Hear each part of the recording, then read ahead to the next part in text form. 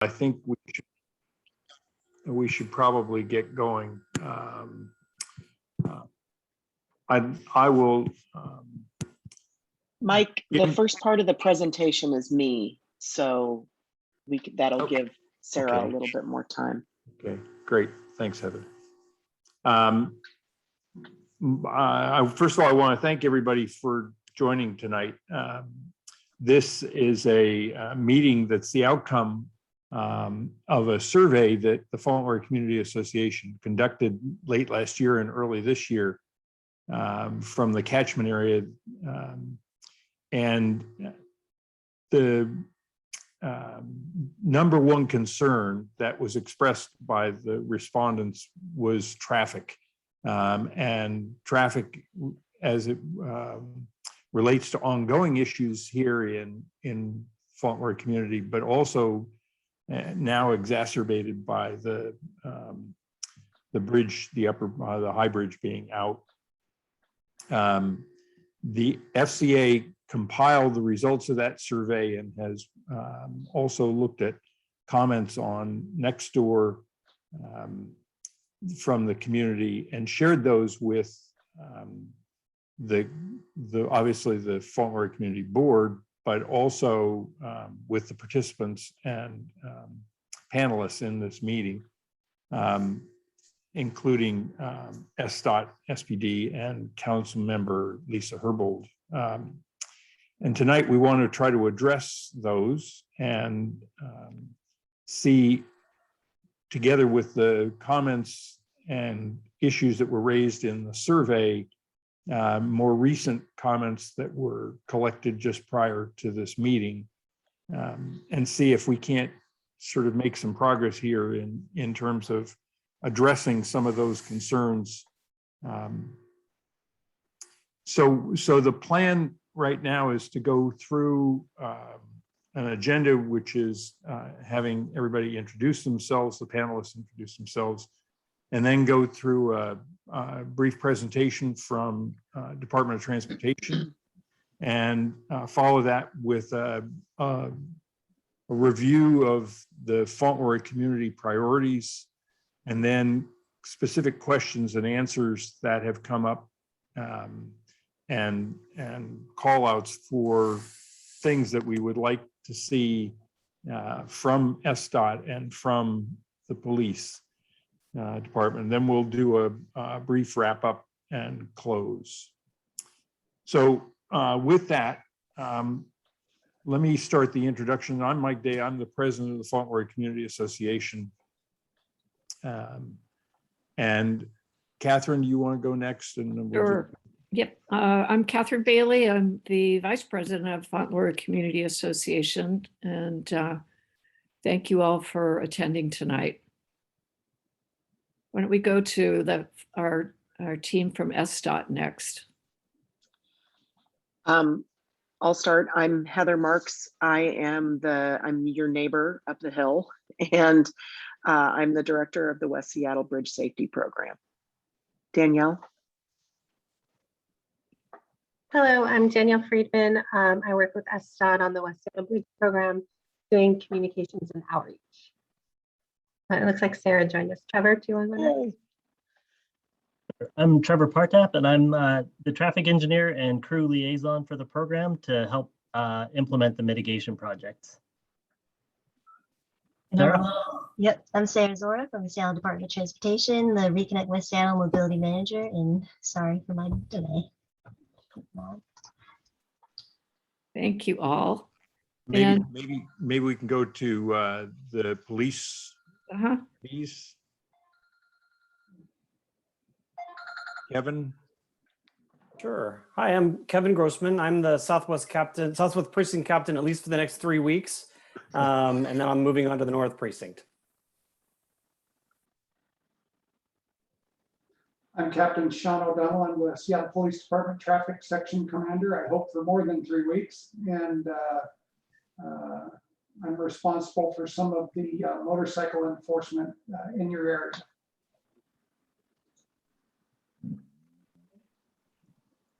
Hi, I'm Lieutenant Dorothy Kim, and I am the Southwest Operations Lieutenant. Great. I think that's everybody. So with that, maybe we can begin the SDOT presentation. You said you were first up. I am first up. Sarah or Danielle. Oh, there we go. I love presenting with Danielle. She's awesome at this and many other things. So welcome all of you. And if we could go to the next slide.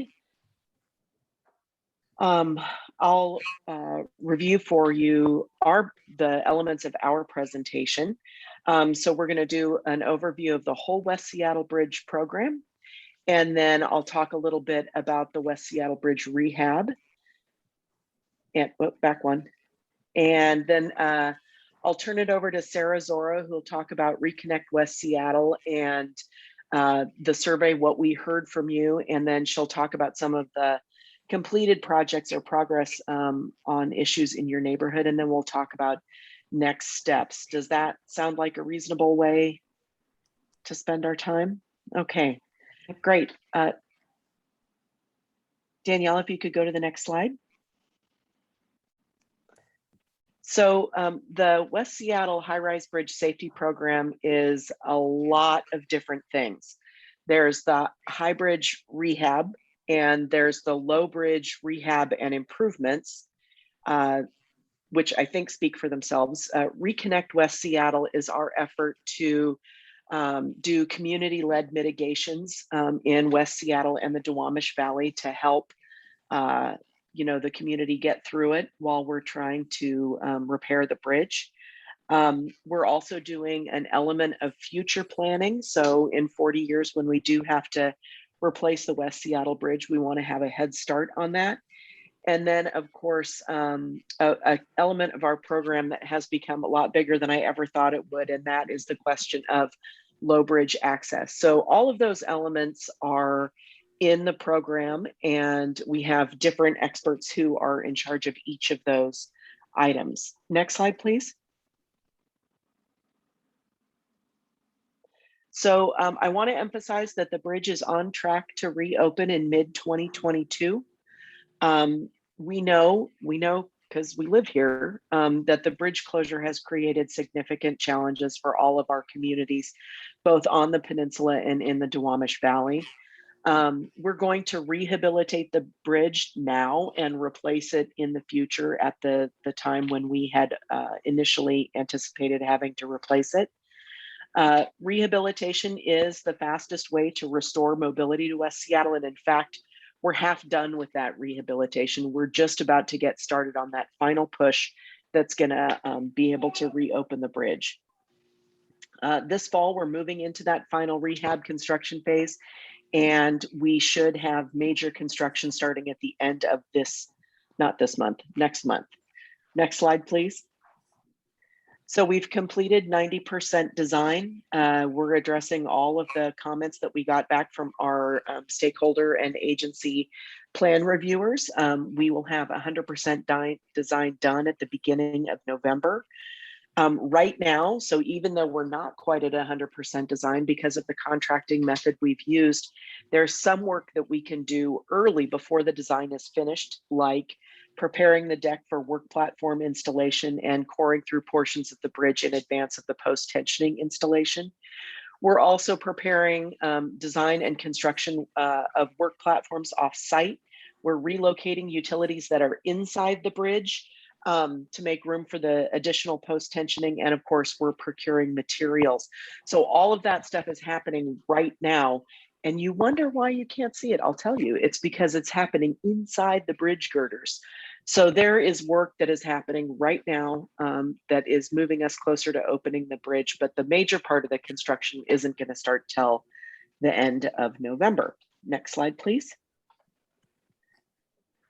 Sarah, you want to take over? Yeah, sounds good. Thanks, Heather.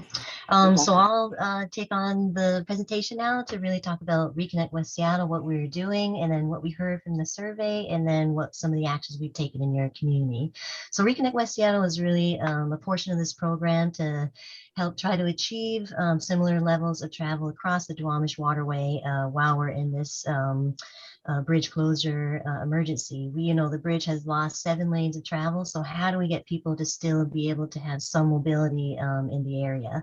And a big portion of the Reconnect West Seattle is to really reduce the impacts of the communities that are receiving the brunt of that detour traffic, meaning West Highland Park, Georgetown, and South Park. And then we have a project dashboard, so our online dashboard that shows all the projects we've done from a community prioritized format and community request based as well. So if you go to the next slide, Danielle. Like I was just saying, so if you go to slide 7, we have both community prioritized mitigation projects that Heather was mentioning, and that's really how we came with the home zones and the 10. We have 70 projects from 2020 to 2022 that were community driven that we'll be implementing to really try to mitigate some of the impacts from that high bridge closure. We're also at the same time implementing traffic mitigation projects. So things where we hear request-based complaints, issues from community, and how we're constantly revising signal timing, real-time information to really ensure that we're keeping an eye on all the detour routes and trying to make them move as efficiently as possible. That traffic mitigation also corresponds to the potential cut-through traffic or higher speeds on residential streets that we've been hearing a lot about from different communities, including your own. So we have 2 different kind of project mitigation-based projects, and they're all on that dashboard that was on the previous slide. Go to the next slide, Danielle. I'm just going to talk a little bit about home zones. So why we really focused in on home zones in South Park, Highland Park, and Georgetown is because those are the areas where motorists are able to travel to get across the Duwamish and into wherever you're going outside of West Seattle. So a lot of that had to do with really trying to mitigate people from cutting through the residential streets, trying to bypass some detour congestion. So really wanting to add speed humps or traffic calming, crosswalks so pedestrians feel safer crossing the street, and really trying to make sure the neighborhood is still livable while they're dealing with a lot of that detour traffic. If you go to the next slide, Danielle. So then we got to your survey, and when Catherine and Mike sent us the survey results, we really took a look at them. So we really thank you for taking the time to really tell us what you had been feeling since that bridge closure. We took like the top tallied portions of the survey and kind of listed them out pretty high. And so the presentation kind of tries to correspond to that. Part of it was, get on that bridge and fix that bridge. So that's why Heather was here to really describe where we are with the bridge repair and the timeline that we have for that high bridge reopening. And then if you go to the next slide, Danielle, I'm going to tell you a few things that we've been doing in the community because people have either emailed us, talked to people on the phone, or from other different presentations about what we've been hearing in your community. So I'll focus a little bit on what we've been hearing and what we've done in terms of what we've heard from the community, and then go to some next steps as well and some more education about some of the things we heard about U-turns on Fauntleroy and the posted speed limit lowering citywide, just to give you a sense of where we are from all those perspectives. So if you go to the next slide, Danielle. Some of the things that we've already been doing in your neighborhood. Sorry, this is a big table long list, and I'm going to actually go through each one. So early on, we heard a lot from 36th Avenue Southwest between Barton and Roxbury because of the signal at 35th and Barton wasn't really potentially acting so efficiently with that high bridge closure immediately. So we did some analysis at that intersection to really come up with that. We did need to remove that south side parking on Southwest Barton Street as you approach 35th Avenue Southwest so that people could have a more right turn pocket to get to that detour route on 35th. We also did speed studies and analysis on 36. If you look at the very bottom of that table, they did not meet the requirements for any kind of traffic calming on non-arterial residential streets. So we did not move in further action on 36th Avenue for any kind of traffic calming between Barton and Roxbury. As part of Reconnect West Seattle and towards the end of 2020, we did a full speed study analysis on all the detour routes. So as a resulting of that, we added additional radar feedback signs on Fauntleroy Avenue Southwest and fixed up to radar feedback signs that were old or broken on Fauntleroy as well, to really help educate people what the speed limits are, to try to slow down those arterial streets as they're acting as those detour routes. We have also looked at California and Thistle. We heard some complaints about some issues there about wrong way driving concerns, some cut through traffic concerns. So we've done some refresh of that intersection area. You know, they have the do not enter signs, and we have more improvements coming up for that intersection as well after a meeting that Heather and some of our folks from operations had a few weeks ago, I believe. We've also looked at the detour route and Fauntleroy Ferry route signage. That was a big conversation of concern from a lot of different community members as we were getting into the detour routes and then seeing as that Fauntleroy Ferry added that third boat especially. So we have assessed all the different signage and wayfinding to really ensure that we have the correct directions happening and very aware of the detour route signage. So we've updated some of those and completed that assessment as well. One of the other things we're doing in terms of all the neighborhood business districts in South Park, Highland Park, Westwood, Georgetown, and up and down the peninsula is to really do some sidewalk beveling. So really help encourage more people walking in the neighborhoods as you have increased traffic and congestion to make sure things are quite accessible. So some of that will be coming up here soon. We did hear a lot of comments in terms of higher speeds on non-arterial residential streets. So we've done some additional speed studies on arterial streets such as Marine View Drive and Southwest 106th Street and 45th Avenue Southwest to Southwest Wildwood Street. We've heard we've heard a lot of complaints and concerns about higher levels of volumes of traffic as well as higher speeds. Right now, we have additional conversations to build to have with our Seattle Fire Department.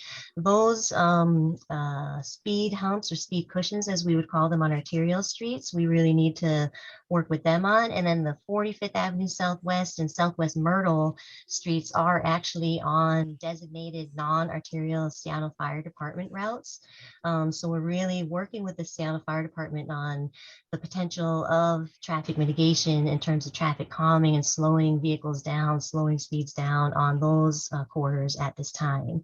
We really hope that we will have better information coming up here in the next little bit to ensure that we can improve and facilitate something for traffic calming on those streets. We've also been doing analysis at Thistle and 37th Avenue Southwest. We've heard some issues about people crossing there, and we have done some speed pedestrian counts, and we're in the middle of that analysis process now. So there may be some improvements coming up for crossing at Thistle and 37th. We've also heard definitely some pavement concerns and trouble at 45th and Brace Point Drive. So we're also looking at that and working in coordination in partnership with the Seattle Public Utilities as they have a project coming up there on 45th in that area in 2024. So it's a couple years out, but we're still very aware of what each other's departments are doing. And then we did do, like I said, a couple other analyses in terms of traffic calming speed studies at 36, which we found that the average speeds were not high enough to qualify for traffic calming. And then additional pedestrian counts at Fauntleroy and Rose Street, where people had really wanted to see additional crossing improvements done there, and it just did not meet our requirements for additional improvements. So those two areas we would not be moving forward with any traffic calming or crossing improvements. So I'm sorry I just went through that whole big list, but I want to make sure we're all on the same page of some of the efforts that we've already put into your neighborhood, some of the things that we're currently working on at this time, and then some of the things that did not qualify for improvements.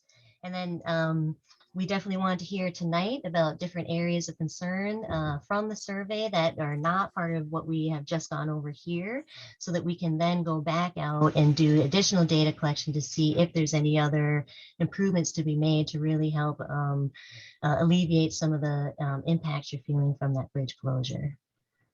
Danielle, if you can go to the next slide. This is where we wanted to talk about, we saw a lot in the survey results, concerns about the Fauntleroy ferry U-turn traffic.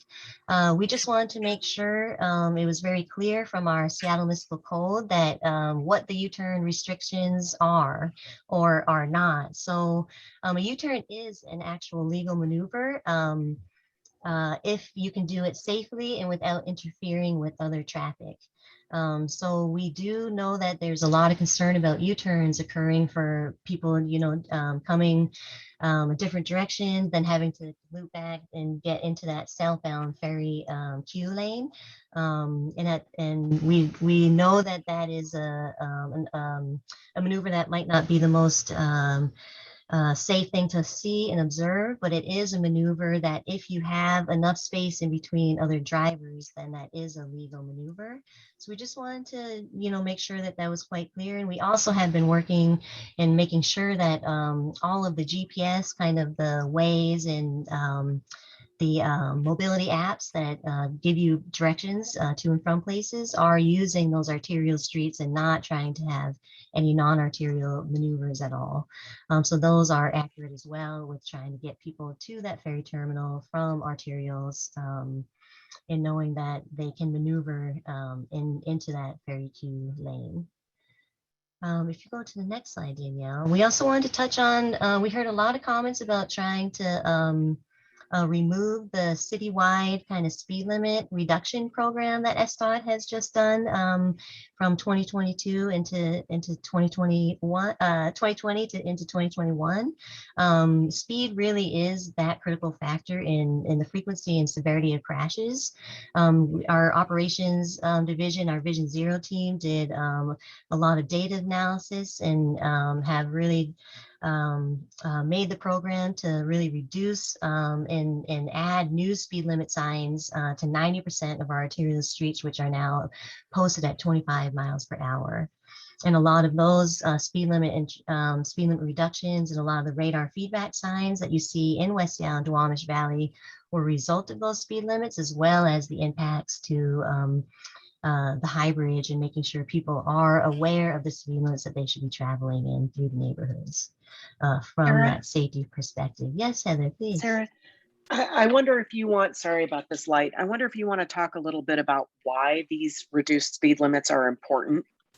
Yeah, if there is a collision between a vehicle and, let's say, a vulnerable user, a person walking, a person biking, as you can see on the right-hand side of your screen, as the higher the speed you have, if a collision was to occur, the less likely that person or people that were crashed into would survive. So reducing the speeds on our arterial streets and on our residential neighborhood streets is an extremely important part and key part of our Vision Zero efforts to really have no serious injuries or fatalities by 2030. And then if you go to the next slide, I know we'll take questions, I think, later. We also have, as part of the Reconnect West Seattle, a mobility action plan. So how can we help people know that there are options to getting around your neighborhood?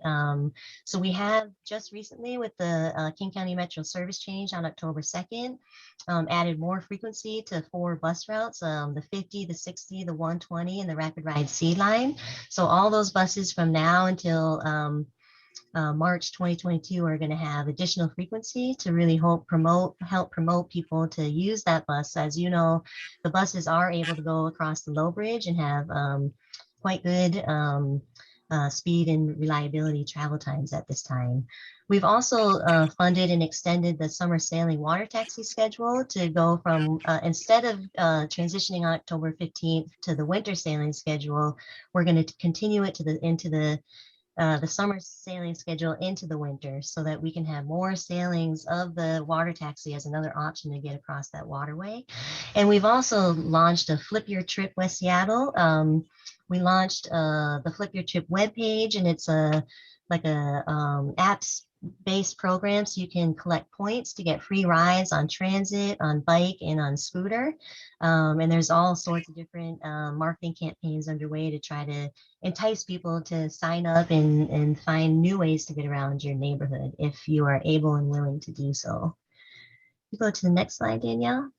This is really a partnership with King County Metro to have free trips earned and then be able to use the Transit Go Rewards app to get free trips. And you can get support on planning your different trips if you need different support on how you might be able to get around your neighborhood.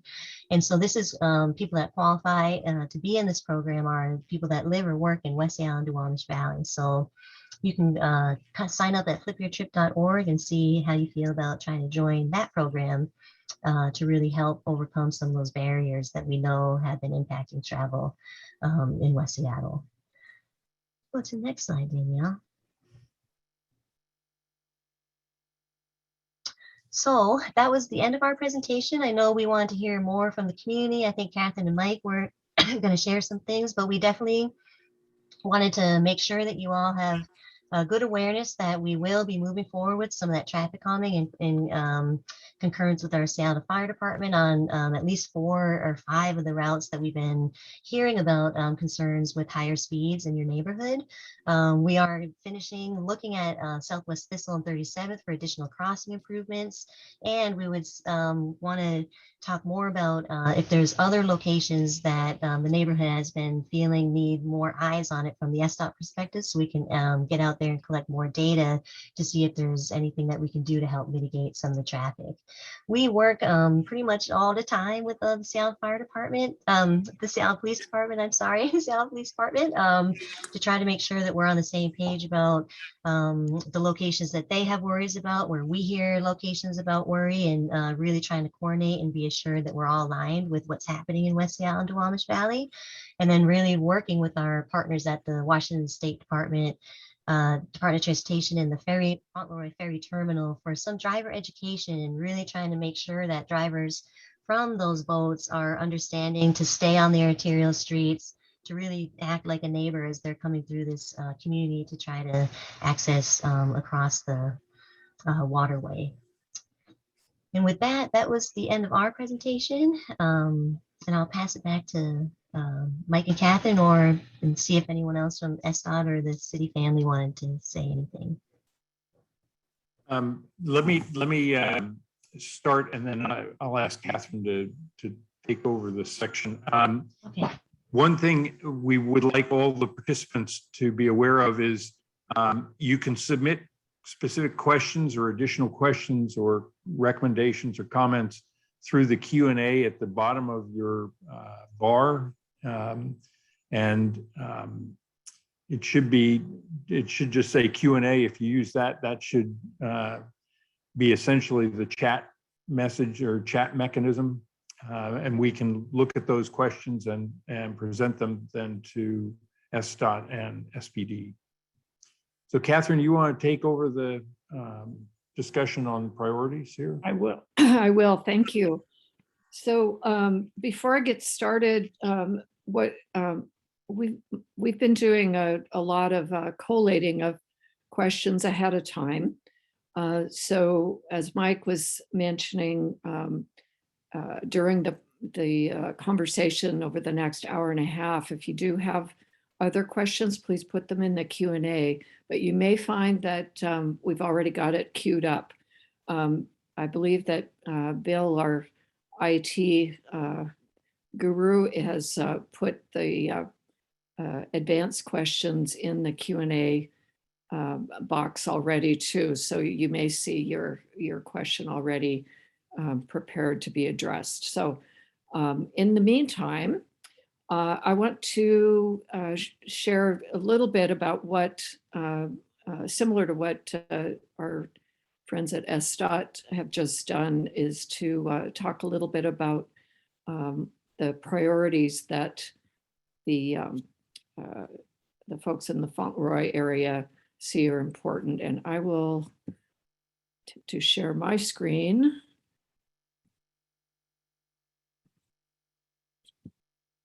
And show you what we've been. Oh, so I think, Danielle, I think you have to stop sharing so that I can share.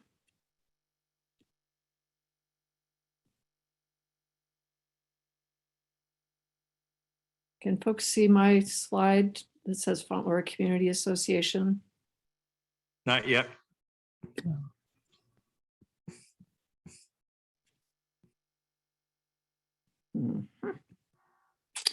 Let's see. I'd like to make a pair, Catherine.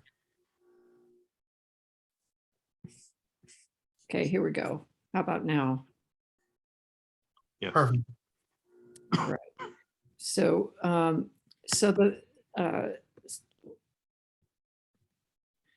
these six areas are the areas that we're going to get to in a little bit more detail in the Q&A portion in just a moment. But what we've been hearing from neighbors, folks in the community is need for more traffic calming because of cut-throughs and speeding.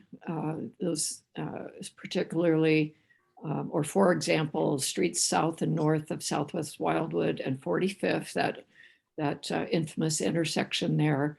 And also it's Southwest Barton and 35th. Those are just two big examples. We're interested in more speed or radar warnings along some of our heavily traveled streets where we see a lot of speeding. We're interested in greater pedestrian safety and potentially with a raised sidewalk or pedestrian signal at the curve where the Fauntleroy Schoolhouse and the church are located along Southwest Barton as you pass up, starting up the hill toward 35th. And we'll talk a little bit more about that later. And by the way, I should take a minute to just tell folks from both the SDOT and SPD that the Fauntleroy Community Association has been pretty active in the last little while here, putting up additional pedestrian flags and making them visible for people to use at key intersections. We'd like to do that, even more of that if possible, but where it's feasible, that is. We've also been distributing some of the SDOT signs about 20-mile-an-hour speed limit and observing crosswalks. So those are just a couple of the little things that we've been trying to engage around the community, but we'll want to enhance that in terms of pedestrian safety. We're also interested in traffic camera potentially, or some sort of way to address the speeding through the intersection at 45th and Wildwood. We're interested in additional signage and signal and lane improvements at a few intersections. We'll get into that also in a little bit more detail, and some consistent and or additional traffic enforcement, particularly around the ferry terminal. So that is the kind of the extent of the summary, but let me start right into some of the issues that have been sent to us in advance from neighbors and that have been collated amongst our group here. So let's start with the intersection, the infamous intersection at Southwest Wildwood and 45th, which is currently a four-way stop. And the concern is that cars often do not stop at the intersection. It's been a problem for a long time, but it has been exacerbated with the bridge being out and the traffic increase there. Drivers feel it's dangerous, but it's even more so as pedestrians. And the question is there any way that we can get better enforcement through a camera or some sort of lighting or intersection change there? people are not obeying the stop sign. Does anyone want to tackle that one? I'll just jump in real quick. We have looked at it for a traffic signal to see if that would meet the criteria for a new traffic signal. And unfortunately, the volumes have not, or the criteria have not been met. But the stop sign really ensures that everybody, I mean, in theory, if everybody stopped properly, it would create those gaps. Between the platoons of the ferry traffic coming off and also giving people further downstream a chance to get into, the Barton corridor as well. But also, the pedestrians should have the ability to cross at the always stop. That is really one of the best ways to get people across and sort of have that neighborhood feel. Versus putting in, the traffic signal, which, might give it, give the platoons a chance to continue on all the way through the neighborhood here. So this gets everybody to stop. Yeah, I think that part of the concern with the signal is it could cause people to go even faster along Southwest Wildwood and Barton if they get a green light. But I think that I think the concern too is some sort of traffic enforcement for people who are just running straight through the stop signs too. Trev, you can correct me if I'm wrong, but I don't think we're allowed to use cameras to enforce four-way stops. So that's a question for the legislature. You can have a good time with that. So that's not something that's open to us. But Trevor, I don't know if you have other better ideas. You're correct. And maybe this is one that maybe Captain O'Donnell or somebody from the police wants to comment on, just in terms of enforcement. Captain O'Donnell here. I really hate to start this discussion with a negative, but I earlier mentioned what we're looking at as far as enforcement for the traffic section. I know for Captain Grossman, we really are at a critical staffing shortage. So our ability to get out, I don't want to create any illusions, our ability to get out and do that enforcement has been reduced over the last couple of years. And we are at a tough spot right now. I will say on the positive that we're doing everything we can to work with our partners, with SDOT, to be as efficient as we can out there and to move around to the different traffic complaints that we are getting out there. An example of that has been the lower West Seattle Bridge, where we've been able to work to mitigate some of the traffic reroute problems and do some enforcement there.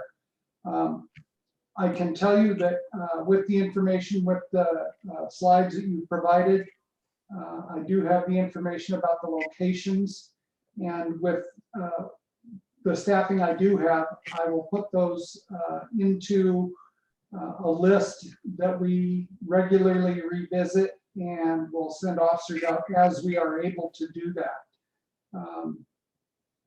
And again, we really don't know, I'll be honest with you, after October 18th, what our staffing is going to look like as far as the traffic section and the specialty units within the police department. I know Captain Grossman and I have worked together for years, and we communicate on a good basis, as we do with Heather Marks. And we'll get out there as best we can to hit some of these spots, but we really will be doing it on a limited basis. I don't want to promise something that we can't do, but I can tell you that we will be out as best we're able to hit those spots that you're identifying now, 35 in Barton, 45 in Wildwood. Those items will be added to our list. Okay. Captain, Captain, I'm sorry, Catherine. I just, not everybody on this call might know what October 18th is and why that might make a difference. Okay, and I'll go ahead and talk about that just a little bit. So it's related to the governor's vaccination mandate, and for us at the Seattle Police Department, as well as I know a number of other city departments, county entities, that employees have some reporting requirements by the 18th.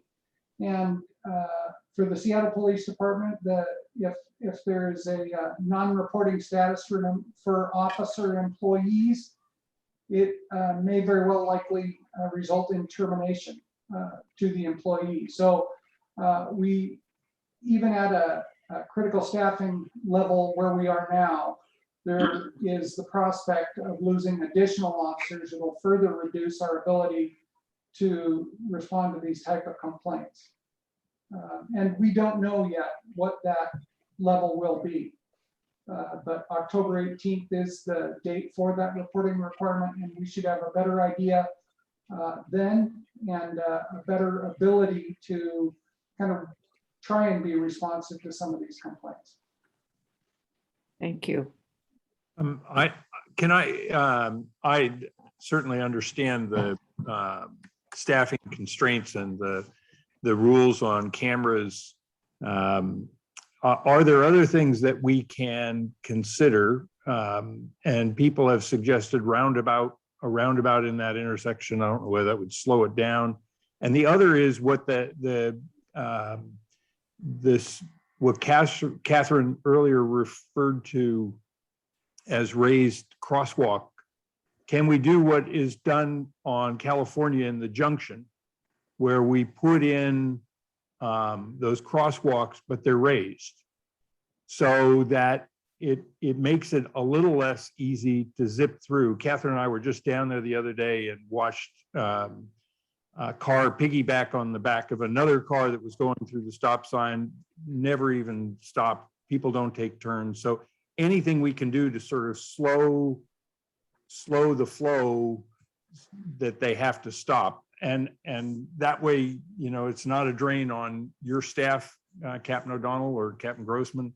And it, hopefully wouldn't violate the state rule on cameras at four-way stops.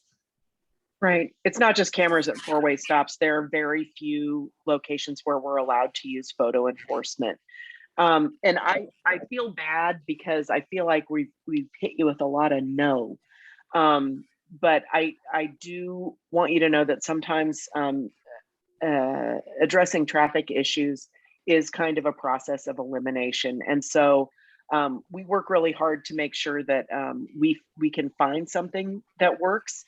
But sometimes the sort of initial ideas are not feasible for whatever reason. Mm-hmm. Trev, do you have any thoughts or ideas about raised crosswalks? Yeah, so I will just say that we're in discussions with the fire department about speed humps even on non-arterial streets that they frequent for responses. Every second matters in one of their responses. If somebody has a heart attack or something like that, they are very concerned about their response times. And the arterial streets are the larger streets, or the better designed for more volume of traffic and higher, slightly higher speed limits. And to put a raised crosswalk in, we'll definitely have to, I'll say from an engineering standpoint, from a design standpoint, it's pretty costly, because once you raise the crosswalk, we get into drainage issues, but also getting back to the life safety piece of it, slowing down the fire department as they're in response. They definitely have some concerns about that, especially on arterial streets. I would assume as an engineer, you could design a drainage system that would not create a problem with a raised crosswalk.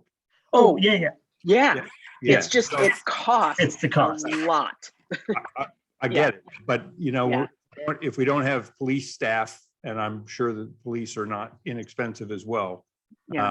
That I'm looking for something that tries to improve the situation. Mike, yeah, Mike, we're talking about millions of dollars.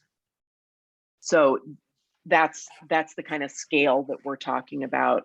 And so, you know, we have to, and keep in mind, so I'm super familiar with all the stuff that you're talking about. I live just right up the hill. And so we have a lot of neighborhoods that require stuff. And so we have to be really judicious. It's not that your issues are any more or less important than anybody else's, but spending millions of dollars on raised crosswalks around that is probably not what we would go to first. I think that we did a lot of work in that neighborhood, not all that many years ago, although I've been doing this work for a really long time, so I could be wrong. But you remember when we changed the configuration there? I don't remember what the streets are, but right, if you're headed down toward the ferry, you're right past the church in that little green belt. And I think Grace Point Drive. Yeah. So I know that we did a bunch of work there. So Trev, maybe go back and see what we did there, because I bet we looked at a whole bunch of different kinds of solutions there. And see if there are some other things that we might have already looked at and rejected that maybe we could explore a little bit further. Does that make sense? Sure. Are you talking about the area with the red pavement treatment and the posts? You used to be able to turn either. It was a nightmare before. Right. It's a little better now. I'll be candid. The way the streets are laid out down there does not give us a whole lot of choices for some of those weird angle intersections. And sorry, Catherine, I'll turn this over to you, but we worked with City Council, and unfortunately there was an emergency in Newell's family, so he is not here, but we have worked with them before. That's how we got Brace Point converted to one way, which improved a lot. And that red triangle area, Trevor, that you're referring to, we'd be happy to work with them again. If it's money that we need to allocate to one part or the other to help you prioritize this, we need to understand that. We would never tell you not to work with the City Council. If there's something that you feel you need for the neighborhood, we would never tell you not to work with the City Council. Okay, Catherine, sorry. no, that's fine. I was just hoping that maybe Trevor or Heather could respond to the idea of a traffic circle, since I've seen those work effectively in other areas, as you know, as long as people understand how to use them. Trev? Yeah. So right now, we usually use traffic circles or roundabouts at non-arterial intersections. This one, typically it takes up a little bit more, like what you see, you know, sort of in Eastern Washington or Oregon. They just take up a lot more space to actually do them properly. And this is obviously a built-out area. So generally speaking, that's not typically something we have in our toolbox in sort of the built-out environment. Just to make it very real, we would have to buy the Wildwood Market. We'd have to purchase it, and then the building that's kitty corner across the street where Endaline Joe's is, we'd have to purchase that. We'd have to take out part of the senior apartment facility. So like it's much bigger. Okay. All right. Well, that helps answer that question. Just And I would say less friendly for pedestrians as well. If there's no stop signs and cars continuously can kind of merge and go the whole time, they're less yielding for pedestrians. Right. That's and pedestrian walk signal was another idea that came up too, where you'd get the flashing lights when pedestrian wanted to cross. So And that's So that we'll, also for the intersection near the Fauntleroy Schoolhouse there Mhm, yeah, too. yeah. So we're committing to look at that intersection again and see if there's solutions that we can implement for Okay. that kind of common. And just in terms of a live question that's come in about the same area, someone's asked if more signage alerting people of a upcoming stop is going to help too. I don't know what you would have to say about that. Yeah, I'll just say, typically we find that there are a lot of signs out there and drivers are inundated with messages. And if, just putting like a stop ahead sign is, I'm pretty sure that most of the people that are driving through here know that it's a stop sign. And you guys can correct me if I'm wrong. It's a stop controlled intersection. And if they're doing it, they're more than likely doing it knowing what they're doing. So you guys live and breathe this every day, so you guys can tell me if I'm wrong, but we can definitely monitor traffic and see what we see. But I think that most people are familiar with it. I think the one that is concerning in that regard is the crosswalk between the Fauntleroy Schoolhouse and the church there, because it's a bit blind, both when you're coming down the hill west on Barton, as well as when you're coming east, because you're suddenly upon the crosswalk and people are often driving at a high rate of speed.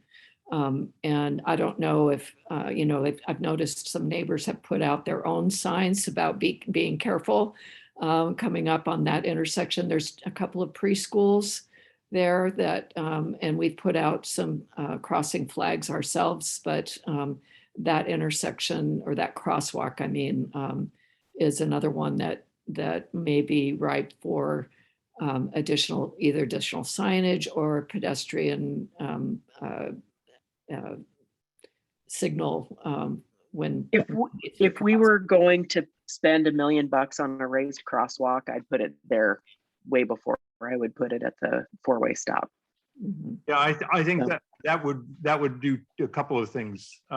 It would slow the traffic down, which is a real problem for the people that live in that stretch. And it would also help protect the kids and people that are going back and forth between the church and the school. So, Yeah. And just that's California, right? That little stretch of California. yes, Okay. yes, Yeah. yes, that's correct. Yeah. It's a speedway, and it's because it's a curve there.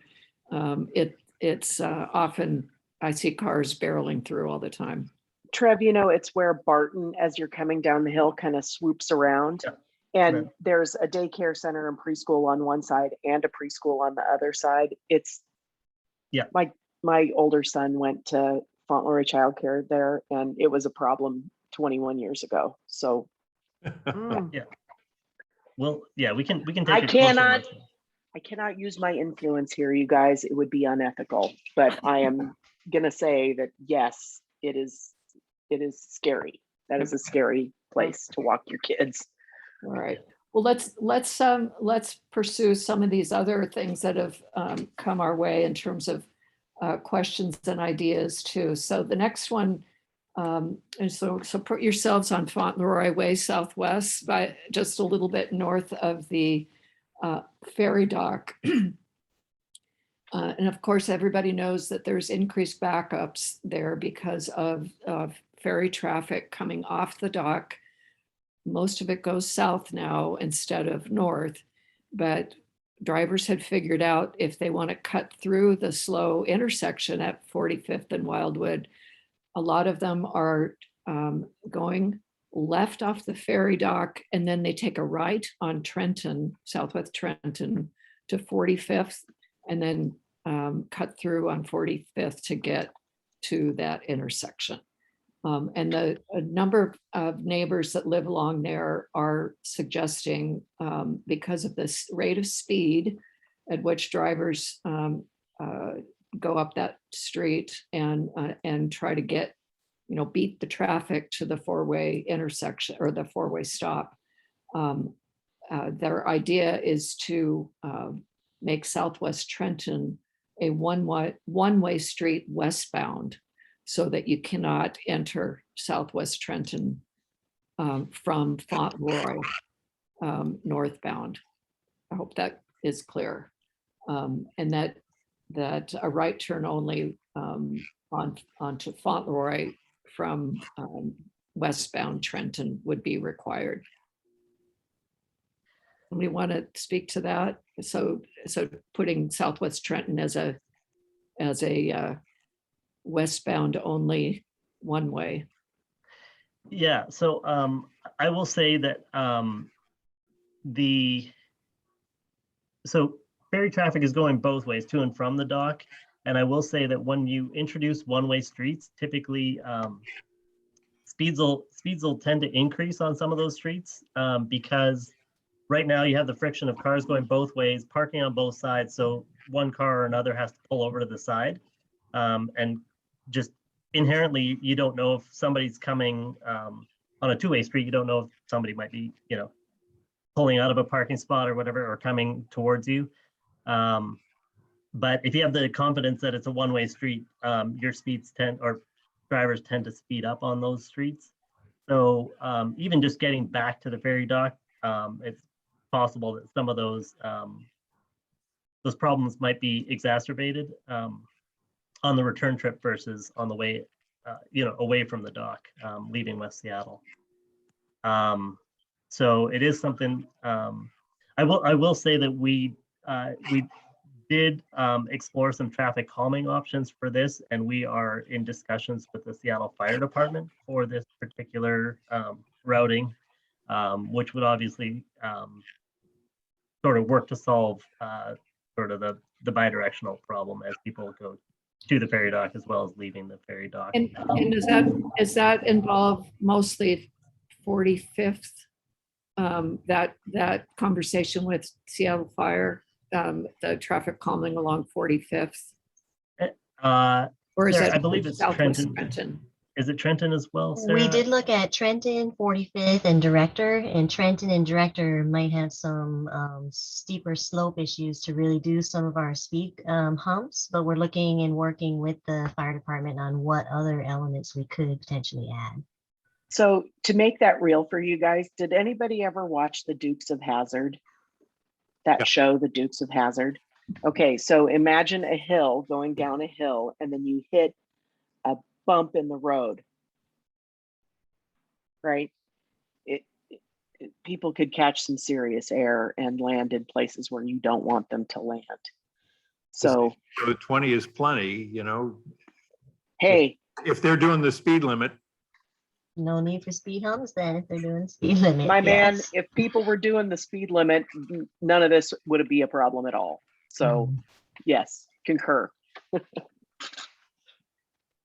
So It is an issue that we've heard about from a number of people, and anything you can do that would, whether it's speed bumps or one way, and we recognize the potential for collateral. They move from Trenton to the next street up. But we see it on 45th, and Catherine will get to this. Something needs to be done for the people on Trenton, because it's now not safe for them to go out, at every time the ferry unloads every 20 minutes. and I think, Heather, you referred to this in your, or maybe it was Sarah in your presentation, is that now some of these GPS programs like Waze tell people to get around backups by going through these other streets. No, Waze is actually telling people to stay on the arterial and not come off onto non-arterials when we have done some checks in conversation with them. Okay. Yeah. That is correct. That's good to know. Yeah. But I'll also note that if you know the neighborhood, you don't need Waze to tell you. Right. And if you're a regular ferry rider, you know the neighborhood too. Yeah. Yeah. That's And I'll throw out that we are going to be working closer with the Washington State Ferries for communications to, to alert, their riders that, they should slow down, do the speed limit, sort of follow the traffic rules. I know, it's just when you're late for a ferry, I assume that, people are just doing everything they can to get, try to make a certain boat so they don't have to wait longer for the next one.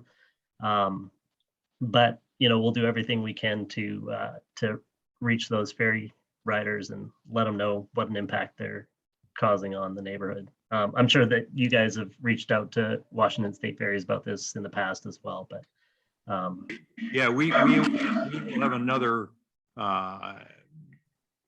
discussion with you all and ferries about their traffic issue as they look at expanding the dock. So.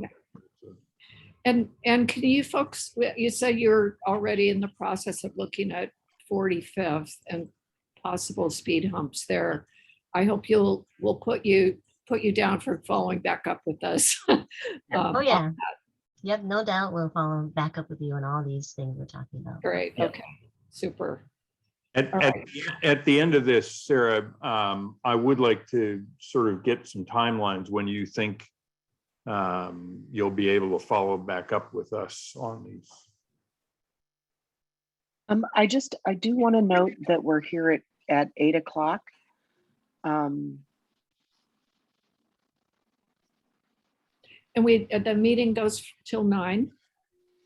So hopefully most of you can hang in there for, there 45 minutes on Q&A. Okay, great.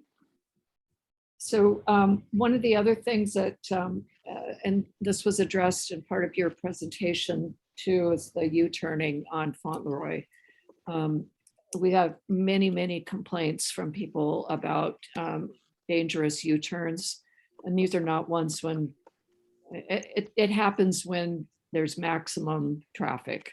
It's not when, like I noticed in the citation you gave from the municipal code that it's legal when safe to do so. But from the things that both I personally have seen and the complaints that I've heard from others, it's usually when it's maximum anxiety to get in the line, meaning lots of cars and people around. And part of this is because of the, I think folks got used to coming down Southwest Barton and Wildwood to get to the ferry line and are continuing to do that.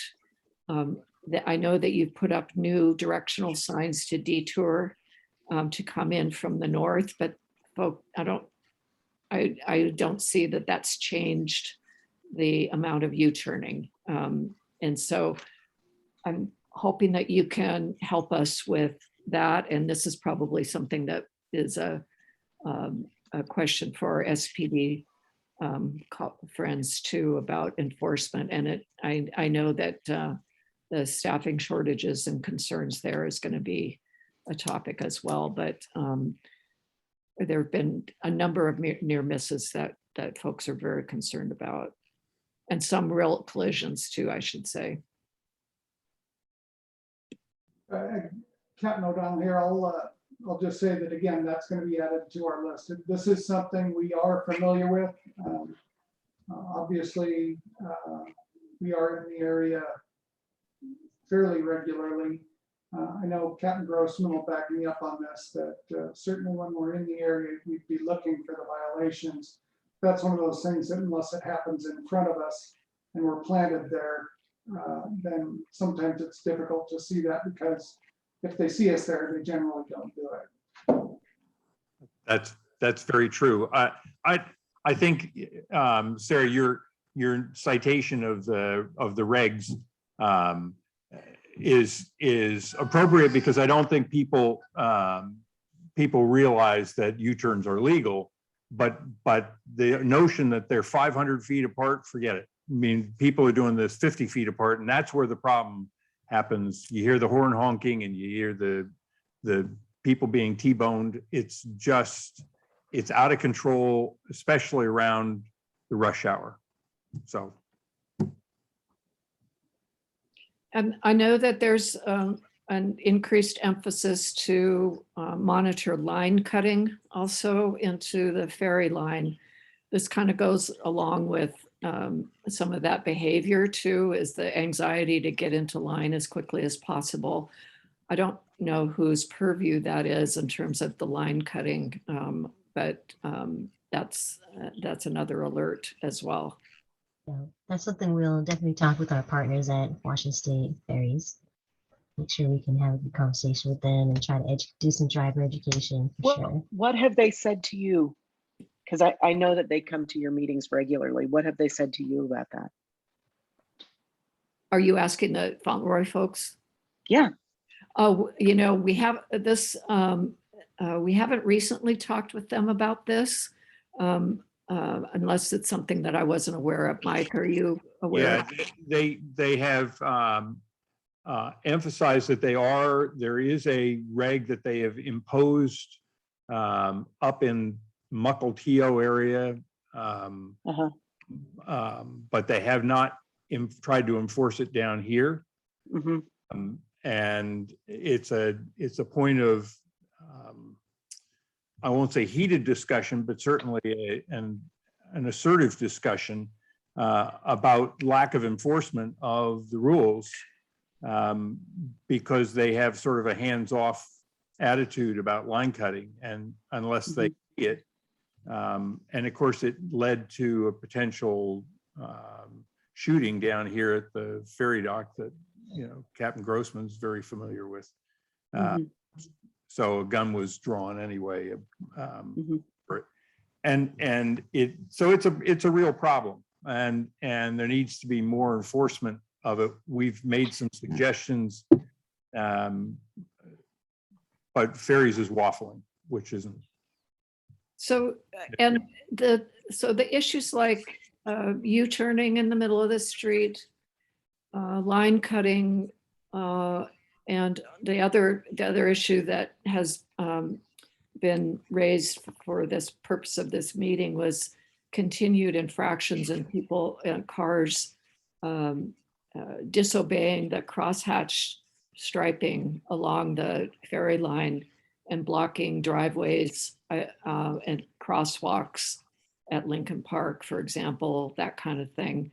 And then also, if a car is parked legally on that side of the street, continuing to block traffic by sitting parallel to that parked car, even though they can't get around it to stay in line.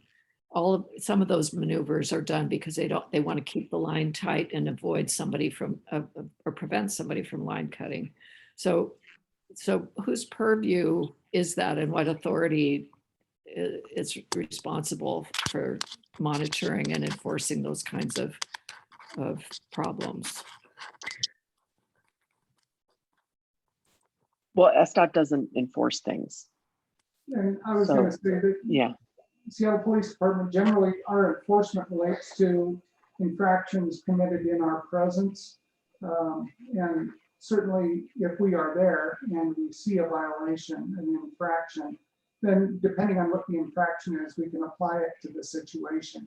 And that's what our officers do. The specific ordinance that we utilize relates to generally to the movement of the vehicle and how it relates to the other vehicles or other objects, right? Speed or proximity things, or failure to obey a sign, a legally posted sign. So obviously, if we are there, those are things we can do, but we have to be there and see it, absent an infraction related to a collision.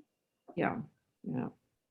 And I just want to follow up on something that Captain O'Donnell oversees the traffic section of SPD, and I oversee the Southwest Precinct. So his officers are specialists when it comes to traffic issues, and my officers are generalists, right? They're the ones who handle 911 calls.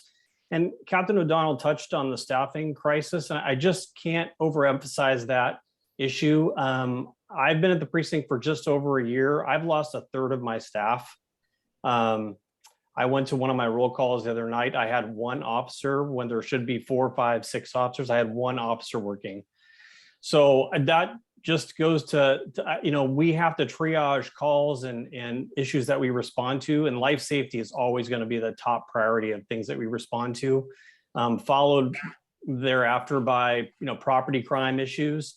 And I just got to tell you, we have no bandwidth, zero bandwidth for traffic, but zero. I've had the same conversation with folks in the Alki neighborhood over the summer, complaining of traffic issues along Alki. I'm glad to hear, SDOT they're doing a great job. And I personally believe that engineering solutions are more likely to be more effective in the long run anyway. But I just want to make everyone just perfectly clear about how we just have we barely have any bandwidth for property issues as well. I mean, life safety takes up 95%, 98% of what we do. And we're just not going to be there to do traffic enforcement for the foreseeable future. I don't see that changing anytime soon. And if I can jump in with that and to piggyback a little bit. So life safety also relates to traffic collisions, and the traffic section, my direction is that one of our primary responsibilities will be to respond to traffic collisions on a priority basis, so that we can get those people assisted and those reports taken as necessary. And that then frees up our patrol officers, if we're available, the few officers we have. It makes those patrol officers more available to handle those priority 911 calls. Okay, all right. I know that this is like, I'm speaking a little bit for my friends at the police department, and I know I'm speaking for SDOT. This is, we don't like saying this, right? The last thing that Captain O'Donnell and Captain Grossman got into policing was to say, like, we can't help you. So this is hard. And I will also say that, as a longtime resident of the neighborhood, I know that a lot of these issues are long-term issues. And I know you've been waiting a long time for some of them to be addressed. And I think part of I agree that engineering solutions are almost always sort of the more long-lasting. But one of the reasons that you've seen so little action on some of these things is that engineering solutions have winners and losers, right?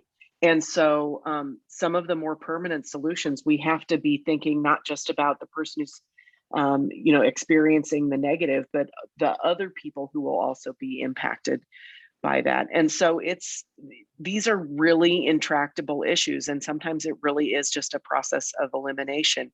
And so, we want to hear your concerns, and we want to brainstorm with you things that you think will work, because your neighborhood better than anybody.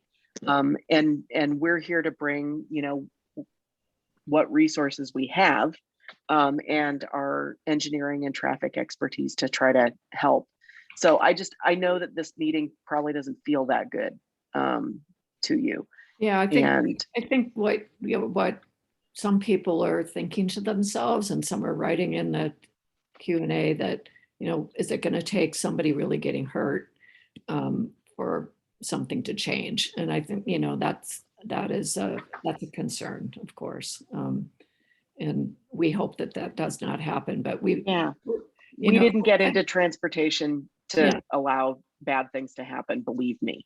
And I think we really want to, if there's something that can be done, even small things to try to prevent or mitigate ongoing issues like what we're talking about, we want to do that. And I think you've got a very engaged and involved community that's willing to help. I also think that as a result of the bridge being out and some of the federal funds, there were dollars allocated. I know SDOT had a program for dealing with some of the neighborhood cut through issues. Some of that money has been spent, but for some of these issues, according to City Council anyway, there is a program that, or a an account that SDOT has. Yeah, And we would hope that, some of these things like the crosswalk humps and some of yeah, the issues that we need to get to yeah. will So- be addressed with that fund. Yeah, absolutely. And I want to make two things clear. First of all the federal funds that we got, the $37.7 million, are all going to repair the bridge. Like every federal dollar is going toward repairing the bridge because that's the purpose that the federal government gave it to us for. And we are not allowed any flexibility to decide we want to spend it in a different way. You are correct that there is a $50 million, we call it a program, but account that is money that we spend on mitigations like this, but we also spend it on additional transit service and additional water taxi service. So their $50 million doesn't go as far as you think it might. And one of the rules around this program is that we want to make sure that we are spending that money on projects that we can get done in the time period where we're experiencing this West Seattle Bridge closure. And Mike, candidly, if we had started the March 23rd, 2020, if we had started that day on getting raised crosswalks put in at the four-way stop, we still would not be done engineering it. It's that complicated. So, I think what would be great for us to brainstorm together are some small scale type improvements that you think would be effective. So I think when we start talking about roundabouts and raised crosswalks, that's in a different scale. And I think we should still talk about that as, the Fauntleroy community and SDOT. But in terms of being a response to the West Seattle Bridge closure, it's probably not going to fit either in terms of money or in terms of timeline. So I think, some additional signage. I know that I have a buddy over at the ferries that I'm going to call like first thing tomorrow. And we need to ramp up that conversation with the ferries about their responsibilities here. I'm surprised. I thought Hadley was going to be here, but I guess maybe that didn't happen. And a lot of this also comes down to, individual drivers making bad, irresponsible choices. And even, that's one of the hardest things to engineer around. So I'll be quiet. I just wanted to I want to shape this conversation in a way that we can give you something that is going to be effective, that you're going to be happy with, and that we have the ability and resources to hand you. So just to kind of wrap up the conversation about the ferry line right now, I'm seeing in the Q&A that someone's reporting that Como News said that Washington State Patrol would enforce the ferry line cutting rule.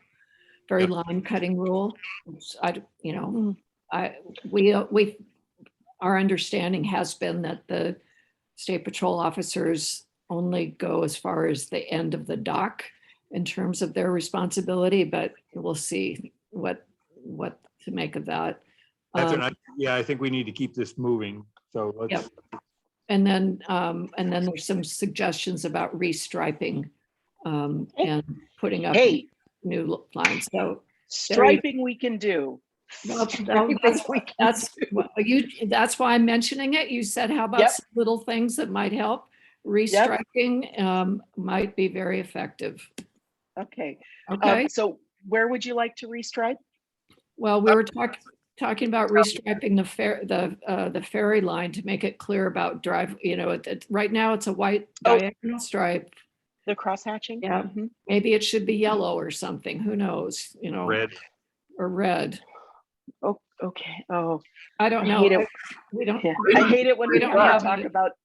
I hate it when we have to talk about the manual of uniform traffic control devices. But Trevor, please take note and talk with the team and see what we can get in terms of new striping. If it has to be white, it has to be white, but if it can be something else, let's think about that. Yeah. So Done. I'll just say typically yellow is on the left for a center line, and on the right hand side is white, just so that people when they're driving, you know, if you're coming up to a two-way street and you want to turn left, you're sure it's a two-way street versus a one-way street. If you don't see the yellow center line, you might want to make sure it's the one-way going in the right direction, or else you know, just anyways, that's just the manual and uniform traffic control device Okay. regulations. That's national that Heather was referring to. So. And Sorry about that. I was going to say if there's any other striping or turtles that could be put in the middle of the Fauntleroy to try to dissuade people from U-turning. I don't know if that, or signage, that might be a small victory as well. Yeah. So I'll just say if we were to put something in the center turn lane, you know, it's likely we're pushing the problem further down the road, so to speak. So let's put that on the list as something to look Sure. at. Okay, Yeah. great. Love it. Okay. Can I need to move on, I think. Yep, you do. So let's see. Okay, there's one specific question for, this is regarding right of way. It's kind of it's something that the folks further north on Fauntleroy Way have asked about specifically in a question. Okay, so there's a point on Fauntleroy Way where there's Fauntleroy Place Southwest.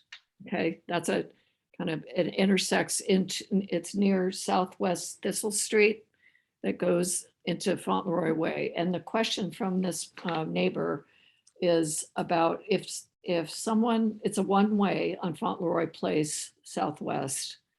If a car is traveling on Fauntleroy Place Southwest and wants to turn right to go north on Fauntleroy, and there's a vehicle traveling south, another vehicle traveling south on Fauntleroy that wants to turn left onto Southwest Thistle, the traffic clears and they both turn at the same time. The question is who has the right of way? And there can be, the person is requesting some better signage about that event. Do you follow?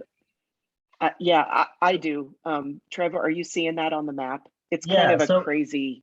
Yeah, so I will say that the person at the stop sign, if I'm not mistaken, there's a stop sign where Fauntleroy Way meets Fauntleroy. I'm sorry, Fauntleroy Place meets Fauntleroy Way. Yeah. So they would have to stop and yield to the traffic on Fauntleroy. So the Fauntleroy, southbound Fauntleroy would have the right of way to make the left turn to Thistle. Okay. So without being able to look at it, Trevor, in person, I don't know what that distance is from Fauntleroy Place to Thistle. If it's immediately joining or if there's any distance, because it's like somebody on Fauntleroy can, from the stop sign, pull out and establish themselves in the lane northbound in any fashion, then the person making the southbound left turn has to yield to them. So it's also a matter of timing and whether that person on Fauntleroy can establish themselves, I think. Yeah, it's also one of those things where like there are laws, and if Captain O'Donnell were there and saw somebody turning inappropriately, he would, light them up for sure. Right, Captain? But I will also note that there are times when you want to be right, and there are times when you want to be alive. And so I think, especially if you're coming from that little tiny Fauntleroy Place, you probably, you want to be cautious. Everyone in that situation should be cautious and make eye contact with other drivers so that they can see your intentions.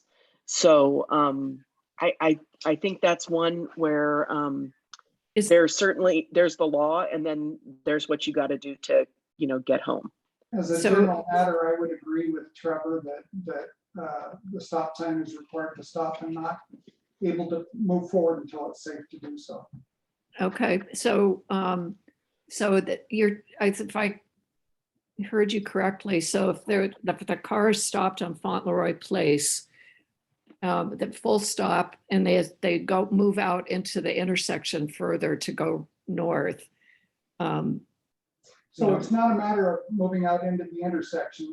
It is a matter of whether they are able to get out and establish themselves on Fauntleroy northbound, which I don't believe there's probably distance to do.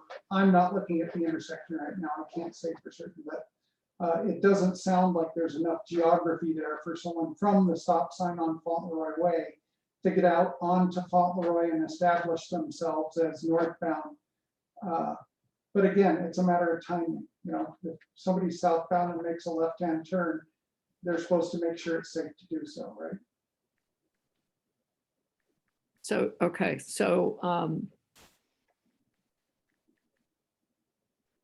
Both drivers would be required to yield and not make the maneuver unless it's safe to do so. That's the oncoming traffic for the left turner and from the stop sign. okay. Okay. So you and Trevor are in agreement. I believe so. Okay, that's what God, I hope so. I was just wanting to make sure, because at first it sounded like it, well, you weren't, so. And that's because I'm not exactly familiar with the intersection and they Yeah. are. So- I think that's because of the distance between Thistle and everybody's, waiting for traffic to clear so they can move, and they all move at the same time because there's a gap in the northbound traffic, I think. So, so you're saying just be cautious in making that move. And yeah, certainly if it's for people who are in the neighborhood who are making the maneuver regularly, that extra degree of caution, someone who's new there, not driving there, might not know that, but certainly if you have a method to put that out to your community members, that it's a matter of extreme safety and following the road sign directions Okay. or the lane markings. So Captain O'Donnell, since we have you on topic here, you've heard from us in the past about noise, specifically from motorcyclists coming off and on the ferry. It's particularly problematic for neighbors early in the morning, starting at about 4:30, 4:45 to 5. And we've heard complaints still that that's an issue, and excessive speed. Can you talk to us about what can be done there and what has been done?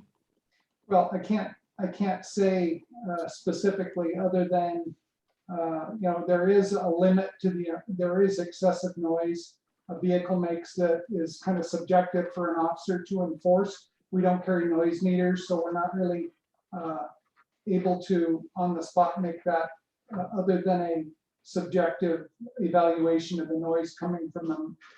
It sounds like you're talking motorcycles.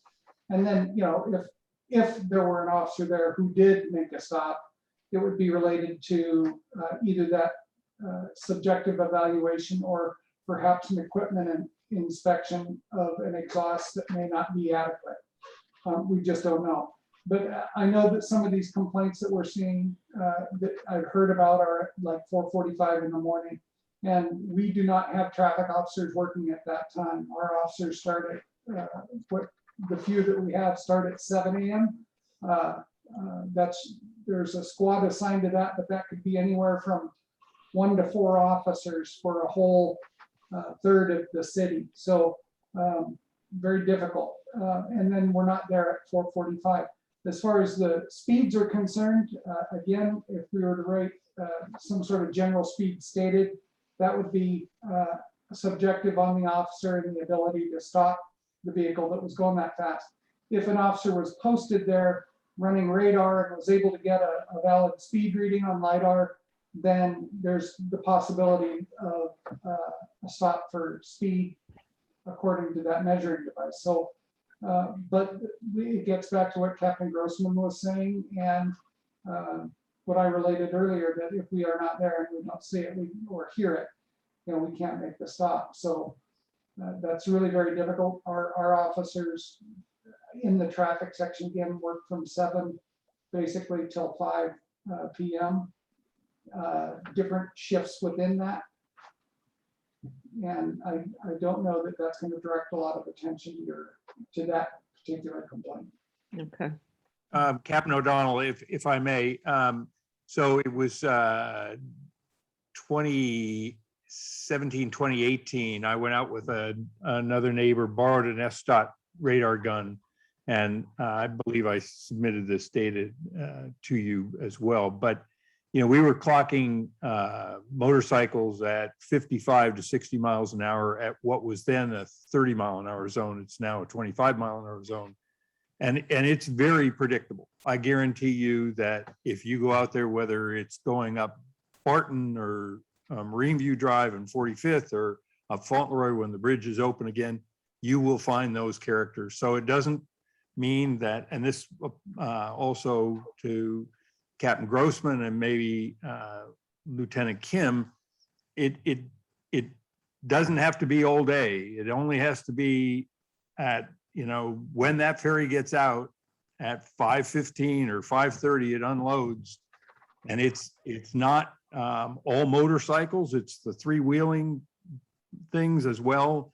And I won't blame just the people getting off the ferry. There are people that are rushing to the ferry at that hour of the morning, and they know that nobody's there.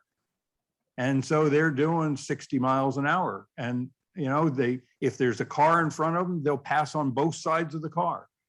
And again, it does not have to be a long protracted observation period, but if you folks could get somebody out there, maybe, not tomorrow, given your staffing issues, I understand that, but this has been going on for years. And we have submitted the data over and over and over, and nobody's paying attention to it. I'm hearing what you're saying. I'm sensing your frustration, and I really wish I could say I would have people out there, but I simply cannot say that at this point. I think we're all aware of the loading manners for the ferries, and that they push all the motorcycles up front. So when they do open up the traffic, all the motorcycles take off, and a lot of them in a very improper fashion and at a speed that is not it's not Helpful. legal. Yeah, it's not legal. Yeah. So hey, I just want to draw Captain O'Donnell. I just want you to see what one of the comments here at the bottom from Tracy. She thinks that they're rushing to make the low bridge cutoff. Oh, that is some synergistic policing right there. So I just cutoff. What do you mean cutoff? there you can use the low bridge until, oh God, I've just forgotten. 5? 5. Oh, I 5. see the time cutoff. I see. Oh, Yeah. that's a great point. Yeah. So if they're, I know it's your girl Tracy, she's really smart. I just think that if they're getting off the ferry somewhere in that 4:30 time period and they're gunning it, I bet they're headed for the low bridge. This is one of those instances where a good decision over here was a bad decision over there. Well, And that's so, the yeah. I can see that. And I don't think they even need the incentive at the low bridge, because I think they'll take off and go that fast anyway. I mean, they've been doing it for a long time, but that's an interesting theory. And I just want to throw out, I mean, again, not to sound like a broken record, I just don't have the staffing to do that. I just do not. And I want to also throw out, just for food for thought, the political realities of Seattle right now. And I'll just say, maybe you've heard of the Office of Inspector General, who oversees our OPA and police accountability. So the Inspector General of the Seattle Police Department wrote a very public letter to the mayor and the city council, making a very impassioned plea and recommendation that SPD stop doing all traffic enforcement. So whether you believe that's a good thing or a bad thing, I'm just setting that as the stage, the political environment in which we live, right? So a very prominent member of the police accountability mechanism in Seattle has recommended that we do no traffic enforcement. So whether or not that's adopted or not, that's the backdrop that also forms kind of, it does govern what we do. But I'm just saying, even regardless of that, I just do not have the officers. I do not have the capacity to do traffic enforcement. And Captain Grossman, who I understand that there's a lot of things that are being considered in terms of what police should and should not be doing in the future too. But Correct. where would that fall then if it's not Seattle Police? Where would the traffic enforcement responsibility go? I don't know if she followed up her recommendations, but she definitely said that SPD should not be doing traffic enforcement. I sit on a committee, or not a committee, but I'm involved in a discussion with the Office of the Inspector General regarding that reduction of traffic stops and providing insight from our perspective as far as officers and making stops and the variety of stops. I mean, to include administrative stops, for administrative violations like vehicle registrations and equipment and that sort of thing. But then, and we're just having those kind of preliminary discussions, but those are going on. And enforcement is by the officer on the street for moving violations is what they're looking to do is reduce some. Much of the thought is that education is a better way of business than enforcement, and trying to remove any bias that could possibly exist in any enforcement piece for traffic. So I'm hearing this common-ish theme where SPD is saying we can't do the thing because we don't have the people, where SDOT is saying our hands are tied because we have these rules and restrictions around how we stripe roads or build intersections, et cetera, et cetera. And noticeably not on the call is WSDOT and ferries, which are sort of the same organization. And they say, our problems end at the dock. What does it take for us to get the 3/4 of you in the same room? I mean, we pay our taxes to support Sure. all of you to do your work. Like, why can't the 4 of you get in the same room and say, there are problems in Fauntleroy, how are we going to solve it? Yeah, so interesting. I just texted my buddy at Ferries and asked him about this. And so we're going to meet next week and see if we can brainstorm something. And as far as getting all 4 agencies in the room at the same time, all you have to do is invite us. So, I mean, I kind of like you all 4 to take the initiative and invite yourselves and say, there's problems over there. Let's fix them. Well, I mean, yeah, there are a lot of problems everywhere. Ferries and there are a lot of problems everywhere. And so, we spend our nights doing meetings like this in all different parts of the peninsula and the valley. So I hear what you're saying. I'm telling you that I'm going to meet with Washington State Ferries next week so that we can talk about some ideas. The problems that the police department have are very real, and they hate them. They hate it. So, we're not trying to not help. And I know it feels bad. It feels bad to us too.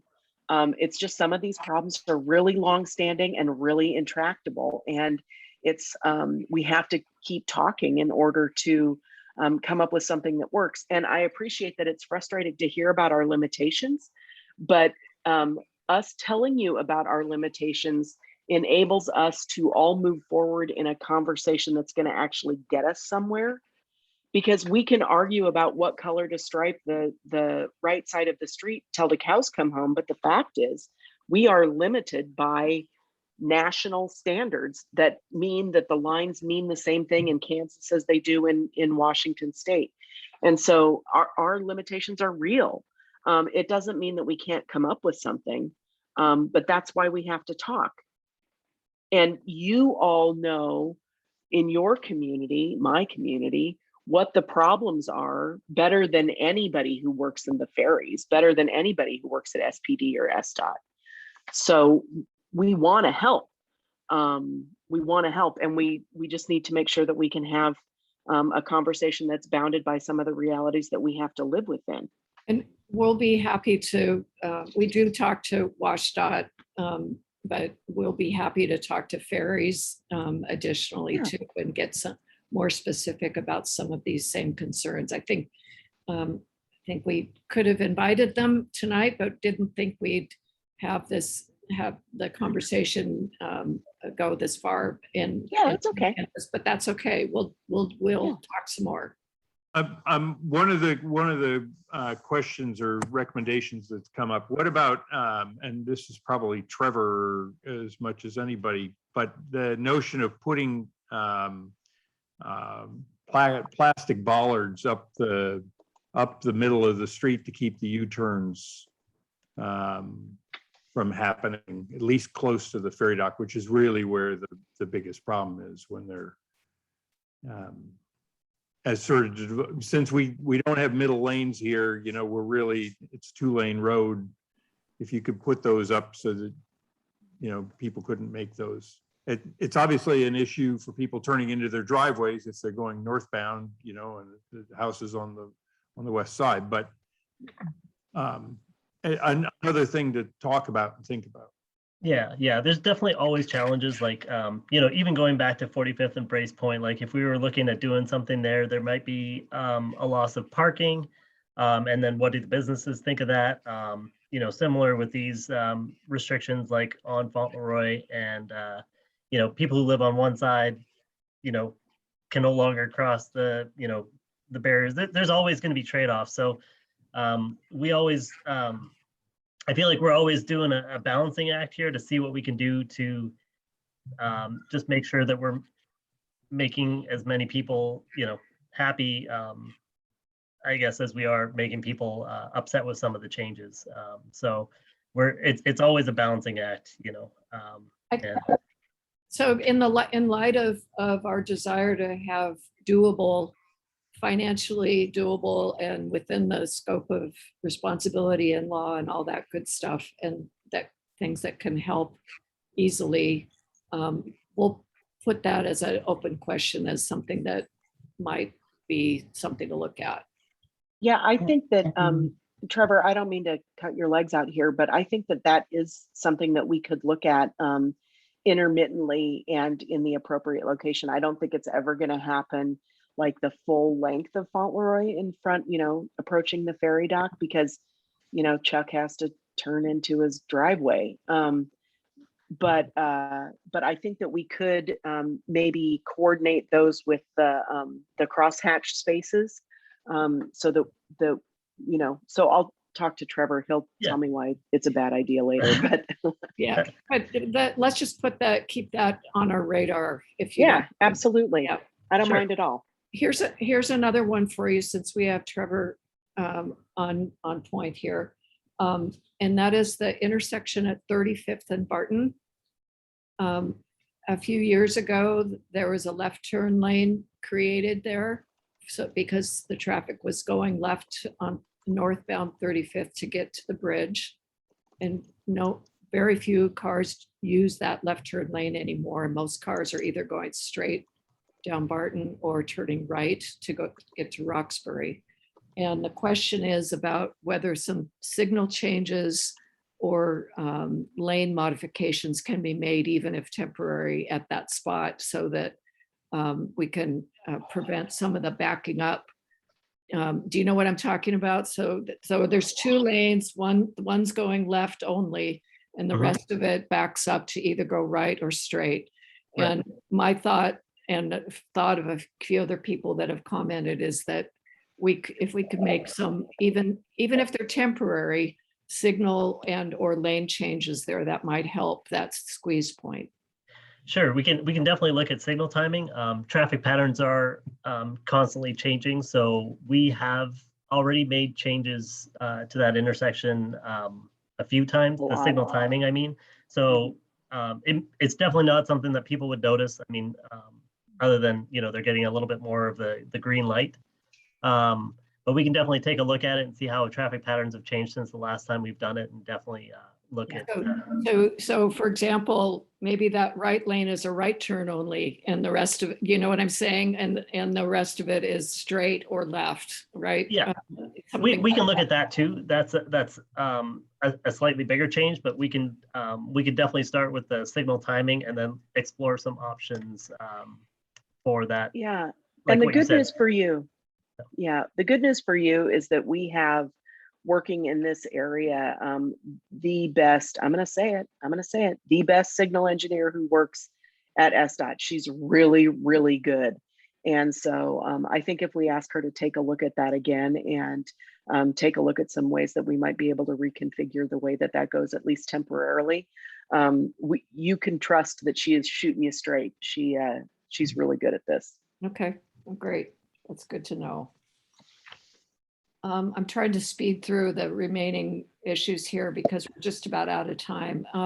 I'd like a couple of people, and this is a little bit out of Fauntleroy, but it's a couple of people have commented and complained about the change in the intersection at Delridge, the changes that happened there. And it's now, I guess it's Henderson and not Barton, where it used to be 2 lanes and now there's just 1. And if a car is going left to go northbound on Delridge, it's difficult to get any of the other traffic through because it takes pretty much the whole signal to get one car through on a left turn there to go left on Delridge. Yeah, the bus turns left there. And so, they have to wait, obviously, especially it's an extended bus. So I watched it today, actually. Does that have you heard about that? Either Trevor or Heather?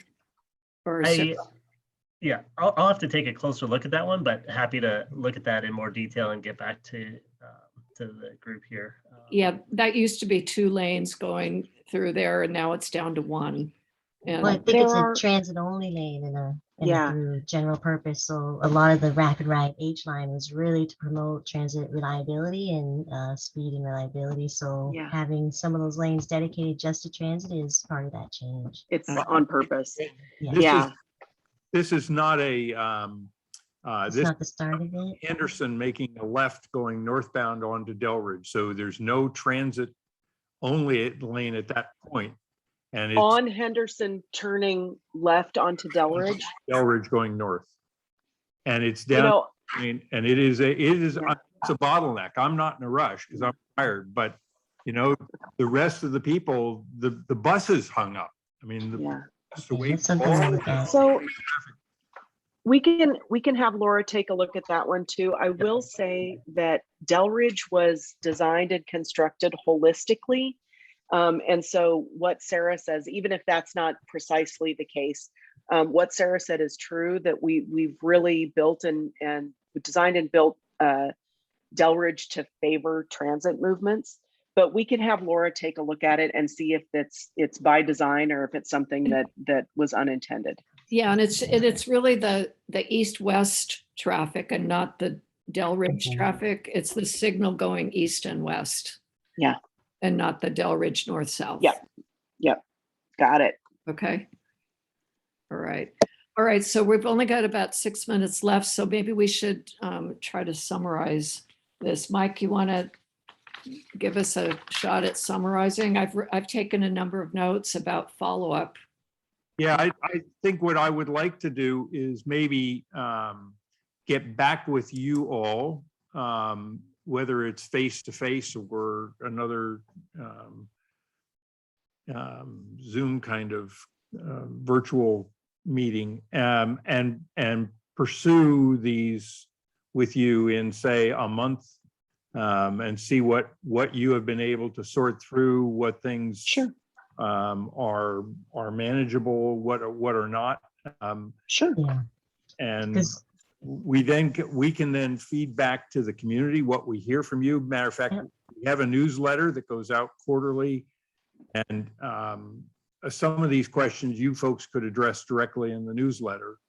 Sure, happy to. I think that would be a good effort. But I understand your constraints for dollars and head count. But as I think Bill said, we're the taxpayers, and so we're wondering where our money's going, and if it's not going here, where's it going? So, in all fairness, Oh, it's going in your neighborhood too. It's just different stuff. well, in all fairness, we're looking for what have you done for us lately, if I can use the expression. Yeah, you're looking for some accountability, and we are completely here to help with that.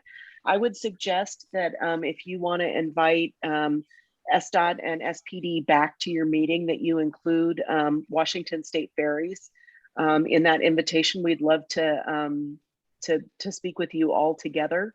I think we talk more often than you think we do. Well, yeah, I mean, we have a separate issue with the ferry dock, as I mentioned. They're predicting another 260,000 cars a year coming off the ferry here, and we don't love it. We can't handle what we got. They were supposed to stop at 1.25 million, and now they're up to 1.9. So anyway, so I have one last thing. There's a lot of really good comments and questions that have been put in the Q&A tonight, and I think we addressed some of them, but we didn't have time to get to absolutely all of them. So, but I do appreciate everybody's inquiries and notes. So we've been taking notes and we've been down, taking notes. so good. we'll get back to you in writing. Okay. Yeah, we'll get back to you before the next meeting. We'll sort of summarize the questions because there's some similar ones. And we'll get back to you with that document that has the answers. And you can put that in your newsletter or email it out or whatever works. That's fantastic. Bill, I see your hands up. Something quick. No, that was earlier. Okay. Sorry. Oh, I'll press the lower hand. Yeah. All right. Well, thank you all, Captain O'Donnell and Captain Grossman and Lieutenant Kim and Heather and neighbor Heather and Sarah, Trevor and Danielle, all for participating. I hope this will be an ongoing discussion that we have, because in order for us to respond to our community, we need to understand the rules that you're operating by. And if we can, we tried to get on the bridge committee, but we're told Fauntleroy wasn't important enough at the time to have a place on that committee, and so we feel like we're the tail of the dog right now. And I hope that those weren't the words that we used, because we were told by Council Member Herbold that we were specifically excluded because they had people already. So well, I set up that committee, so I can tell you weren't specifically excluded. But at a certain point, it was a 40-person committee, and it was like, so yeah. In hindsight, it may have been just as well we weren't part of it, but that's a lot of meetings. Yeah. Well, yeah. So I think I'm looking forward to solving some of our problems that have been we've had, as you heard tonight, some of these problems have existed for a long time, but they're becoming much more problematic because of the bridge closure and in everybody's face over and over again, and becoming more dangerous, I think, for a lot of people. So if we could solve some of these issues, I think we'll all be really happy. And if they're low cost, positive impact things, all the better. Yeah, absolutely. Well, that's what we want to do for you, for sure. Okay. So thank you so much for your invitation. And for the community that's attending tonight, thank you for being present and being engaged on the Q&A, and look forward to doing this again and continuing to work these issues. Absolutely. Yes. Thank you all. Thanks for having us. It was a pleasure. Yeah, thank you. Bye.